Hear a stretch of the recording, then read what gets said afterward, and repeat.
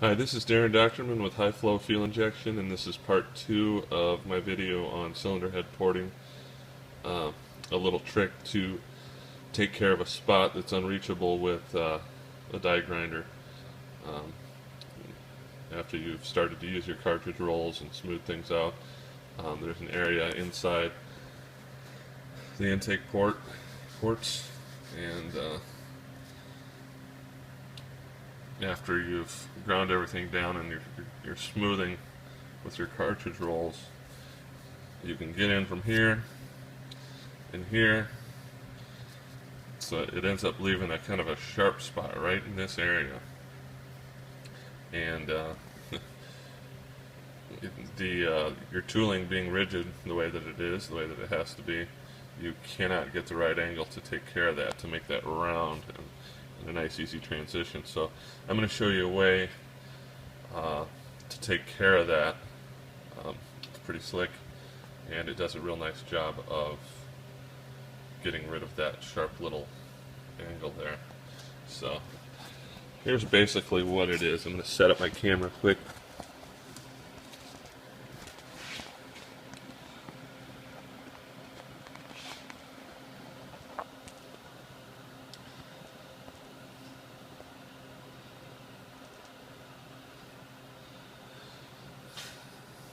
First, you'll need to get some of this.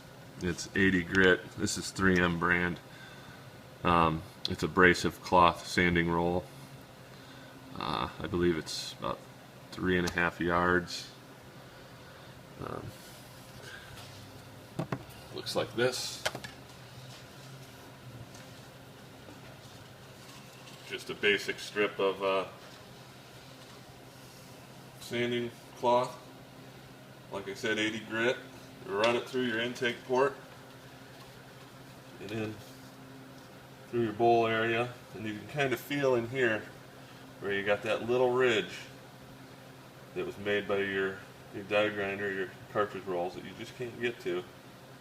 So what you do is you take this. I'm just going to give you an example. I'm not going to actually do the job of it, but it's as simple as pulling it through and sliding it on that ridge back and forth, rounding it out, being careful to, stay away from the guide or the seat. And if you do that for a while, back and forth, get the right angle on it, you'll get rid of that little lip in there, and you'll have a nice smooth transition just how you want it. So you'll have that nice short turn radius that really gives you the flow that you want out of out of the cylinder head that you're working on. And that's pretty much it. Like I said, this is a Corvette C4 113 head used with tune port injection, and it turned out nice light aluminum head. They require a lot of work to get them done right, though. This isn't a job for the faint of heart. There are many hours involved. You got to have the right tools, of course, but if you're patient with it and you have the right resources for learning how to do it, you can do it. But it's like I said, if you've never done anything like this, it's probably not something you want to do right off the bat. You might want to try on an old head or something. The valve guide, you can see the valve guide boss is pretty thick in this, in the untouched ports. And then you go down and see what I've done to the ported one, and it's much different. It's completely reshaped, and it's all opened up in the bowl area. I reshaped this area, the area in front of the valve guide, kind of teardropped it so the air flows in nice and smooth. Now this is gasket matched also to a 1205 It's all pro gasket. I go a little bit smaller than the gasket edge, but not a lot. It's pretty much right on the money. Also, I've raised in this area. I've raised the port, raised the roof. So this is actually a little bit taller than the gasket. So the gasket will have to be trimmed here. And then the intake manifold, the tune port manifold, will be gasket matched also to the same gasket size.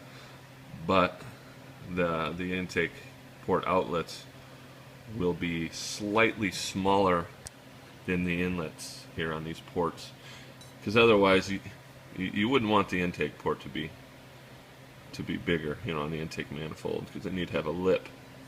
You'd have a lip in here, and that incoming air from the intake manifold could hit that edge and cause turbulence. So you want the intake port